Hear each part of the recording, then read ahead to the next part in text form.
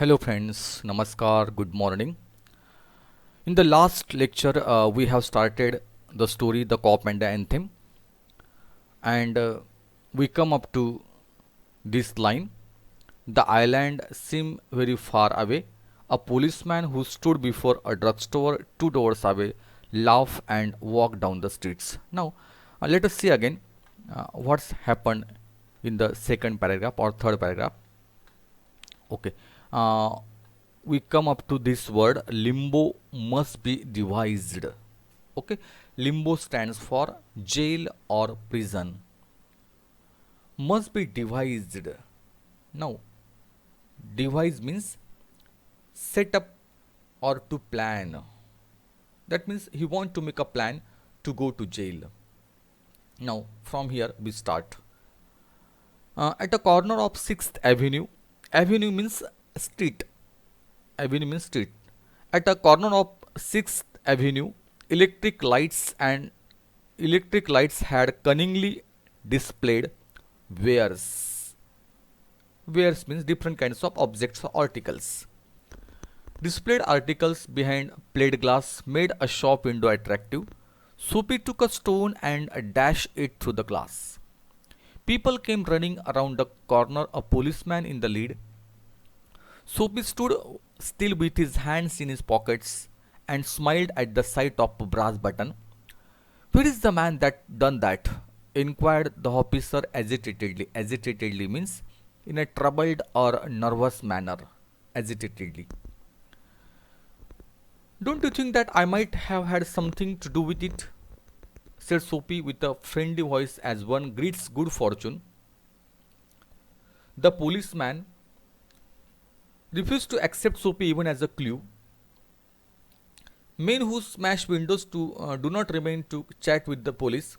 They take to their heels. To take to their heels. Here, the meaning to take to heels means run away. To take to hill means run away. They take to their heels. That means the police run away. The policeman saw a man halfway down the block running to catch a car with a drawn club. Club here, club means the stick. काठी जी असते पोलिसांची त्याला club हे असं म्हटलंय. With drone club he join in the pursuit. Pursuit means chase, पाठलाग. ही join in the chase. सोपी with disgust in his heart. Disgust means strong dislike. Disgusted. Soapy with disgust, strong dislike, disgust. In his heart, drifted along. Drifted along means move along without any definite direction. Drifted along. असंच पुढे जाणं या अर्थाने drifted along. Twice unsuccessful. On the opposite side of the street was a restaurant of no great pretensions. Pretensions means claim for something impressive. भारदस्त असं. Pretensions, great pretension. It catered to large appetites. Catered means to undertake or to provide food means cater. Caterer असतात ना, caterer. Caters. It cater to undertake or to provide food. अन्न किंवा एखाद्याची अन्नाची गरज पूर्ण करताना म्हणतात cater. It catered to large appetites. Appetite means hunger, भूक.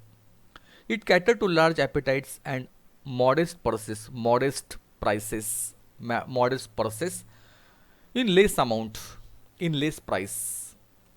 Its crockery means pottery, earthenware, भांडी ज्याला म्हणतो crockery. Its crockery and atmosphere were thick. Its soup and napery means napkin, J towels असतात ना लहान, napery. Its napery thin. Into this place Soapy betook himself. Betook means went somewhere. जाणे या अर्थाने. Betook himself without challenge. At a table he sat and consumed beef stick. Consume means to eat. Consume beef stick. These are food items. Beef stick, flapjacks, donuts and pie. Then he told the waiter the fact that the minutest coin. Minutest means a minute fraction of an inch.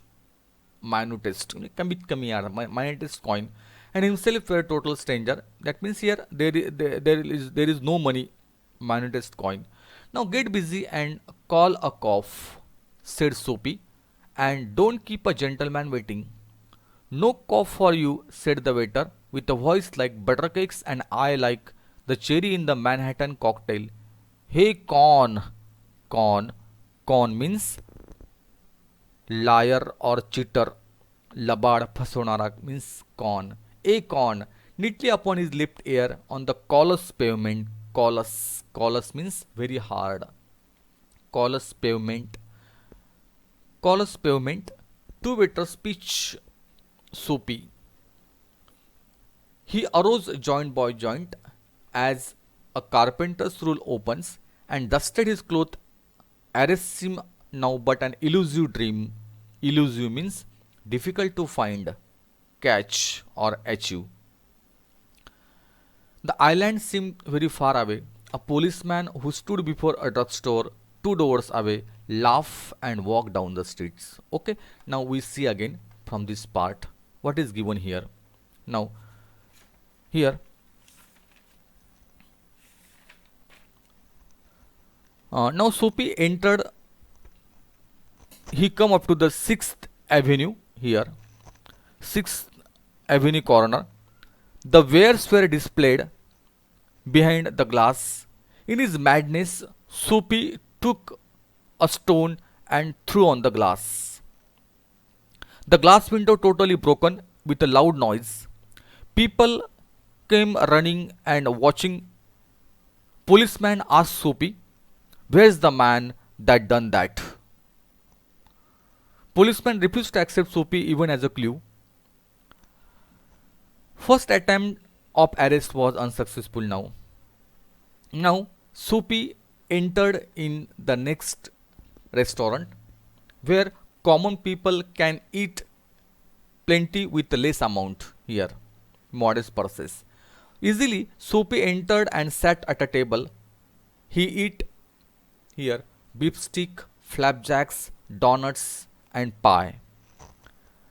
After finishing his meal, he told the waiter that he has no money to pay, so call the police. But instead of calling the cop, the waiter with a voice like here buttercakes and I like the cherry in the Manhattan cocktail, he pitched the Soapy on the pavement and threw away Soapy. Second attempt of arrest was again unsuccessful. That means the dream of the jail became elusive, difficult for him. Now we turn to this part. Soapy was seized with a sudden fear that some dreadful enchantment had rendered him immune to arrest. He was in a state of panic, and when he came upon another policeman lounging grandly in front of a glittering theatre, he caught at the immediate straw of disorderly conduct. On the sidewalk, Soapy began to yell drunken gibberish at the top of his harsh voice. He danced, howled, raved, and otherwise disturbed the skies.